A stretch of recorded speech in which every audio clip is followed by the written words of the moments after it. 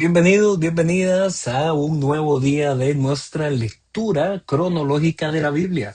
Y recordemos que la sección anterior tenía que ver con un episodio sumamente simpático, sumamente conocido del Antiguo Testamento, cuando se hace referencia a la burra de Balaam. ¿Por qué fue que la burra de Balaam se le concedió de forma extraordinaria poder hablar y dirigirse a Balaam y decirle, mira, ¿por qué me pegas? Ya deja de pegarme. Aquí hay una ironía. Aquí lo que el texto hace es burlarse de Balaam. ¿Por qué? Porque Balaam fue presentado como un clarividente. Balaam fue presentado como un profeta que tenía la capacidad de ver más allá de lo evidente. Así se nos presentó en los capítulos anteriores de Números, capítulo 22. Y entonces de pronto ese profeta que era de otros pueblos, que era un profeta pagado, es decir, era una forma de adivino, él que se había hecho fama por ser ese gran clarividente y que sus profecías tenían poder, vean cómo el texto se burla de él, haciéndolo quedar como en realidad un profeta en ridículo, porque no logró ver la presencia de la manifestación del ángel de Dios. El burro sí, bueno, en este caso la burra sí lo veía y él no lo veía. Entonces, esos son los detalles, a veces para nosotros que lo leemos en español son detalles sutiles, ¿verdad? Tal vez nosotros no le captamos el humor que hay ahí, pero para los hebreos en la antigüedad lo que ellos estaban haciendo ahí era destacando que el afamadísimo profeta Balán en realidad fue superado por una burra. Así es que ese es el humor que hay en ese capítulo de Números 22. Entonces acá, en Números capítulo 23, se retoma esa historia donde ya Balán se encontró con Balac, que fue el rey moabita que lo había contratado, y ellos subieron a un monte y desde ese monte se podía visualizar, tenía una mirada panorámica para ver al campamento israelita. En ese monte, Balán hizo 7 altares para ofrecer sacrificios. Luego Dios le dio un mensaje para que ese mensaje fuera declarado delante de Balac, que era el rey que lo había contratado para maldecir. Pero en vez de maldecir, en vez de proferir maldades en contra de Israel, no lo pudo hacer. Balán tuvo que pronunciar bendiciones para Israel. Aquí nos encontramos otra vez este elemento de dejar desarmado al famoso profeta, porque lo que el texto nos quiere mostrar acá es que no, en realidad es Dios el que controla cualquier situación que aquí se pueda dar, y como se había dicho en los capítulos anteriores, tú no puedes dañar o maldecir a aquel o aquella que Dios ha bendecido, que Dios ha protegido. Esa es la lección, la verdad que aquí está detrás. Los sacrificios que hizo Balán tenían que ver con la necesidad que tenían los adivinos en la antigüedad de formular sus mensajes por medio de la interpretación de la forma de los órganos internos de los animales.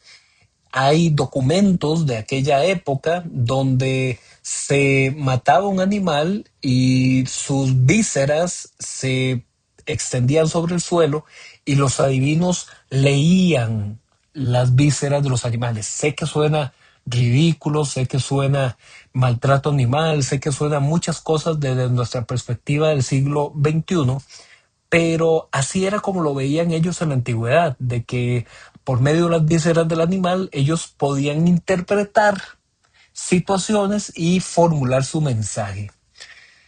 Entonces, por el reclamo de Balán, que fue el rey que lo contrató y que le decía, pero ¿por qué usted no maldijo? Entonces, Balán por segunda vez pronunció una declaración para Israel, pero esta vez lo hizo desde otro monte, haciendo otros altares y haciendo otros sacrificios, como diciendo, bueno, mira, es que los animales anteriores y los sacrificios anteriores del monte anterior, de ahí, el mensaje que salió fue un mensaje de bendición. Entonces cambiemos de monte, cambiemos de sacrificios, cambiemos de altares. Pero ¿qué creen? Otra vez Balán no pudo pronunciar maldad contra Israel, sino que los exaltó como el pueblo de Dios.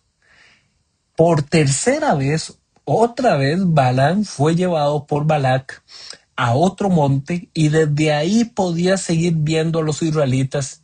¿Y qué volvió a pasar? Otra vez volvió a preparar un sacrificio en esos altares. En Números capítulo 24, Balaam pronunció un mensaje profético de bendición para Israel según las palabras que Dios le daba.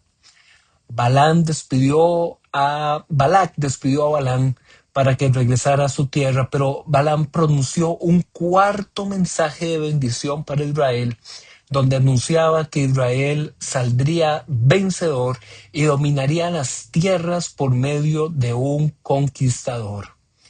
Estas palabras proféticas tuvieron un cumplimiento literal en el futuro reinado que tendría David, porque esas zonas por donde ellos estaban pasando, David llegaría a conquistarlas.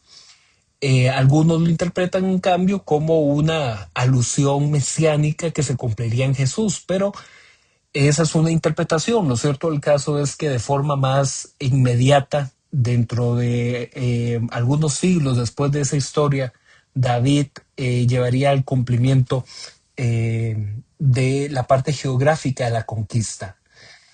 Se registran otros 3 mensajes proféticos de Balán para llegar a 7 declaraciones que hizo Balán, pero estas últimas 3 fueron contra los pueblos vecinos que también iban a ser derrotados y conquistados. En Números capítulo 25, pasado un tiempo, este pueblo que era protegido por Dios, que era alimentado por Dios, guiado por Dios, ¿qué creen? Cometieron idolatría. ¿Y por qué cometieron idolatría adorando a falsos dioses? Porque comenzaron a mezclarse en ceremonias y en ritos de culto a la fertilidad, de culto a la tierra. ¿Por qué lo hicieron? Porque comenzaron a mezclarse con mujeres moabitas. Y entonces estas mujeres moabitas indujeron a los varones israelitas a postrarse ante sus falsos ídolos y a cometer esa idolatría que, recordemos, hacer eso atenta contra el mandato que Dios les había dado: no tendrás otros dioses delante de mí, no te inclinarás a ellos, no les servirás. Y por eso todos los varones israelitas que habían comido lo sacrificado a los ídolos y que se habían arrodillado ante ellos, lo estaban haciendo ante ese ídolo conocido como Baal Peor. Dios ordena que mueran todos aquellos que habían adorado a Baal Peor. Pero entonces Finés, que era el nieto de Aarón, como sacerdote de Israel, mató a una pareja de hombre israelita y de mujer moabita. Y ese ejemplo, ese modelo, le sirvió para que Dios lo confirmara a Finés como sacerdote y aplacara su ira contra el resto del pueblo. Aún así, murieron 24,000 a causa de esa contaminación con las mujeres moabitas. Al final del capítulo se indica que el pueblo también debía atacar a las madianitas. Entonces continuamos el día de mañana y seguimos con esta historia del pueblo de Israel. Ya han pasado 38 años. Con los 2 primeros que estuvieron frente al Sinaí, ya serían 40 años. Estamos a punto de entrar a la tierra prometida y también ya cercanos a terminar el libro de Números, pero todavía nos faltan pasar por algunos episodios bien interesantes. Así es que continuamos en esta aventura de la lectura de la Biblia. Nos vemos.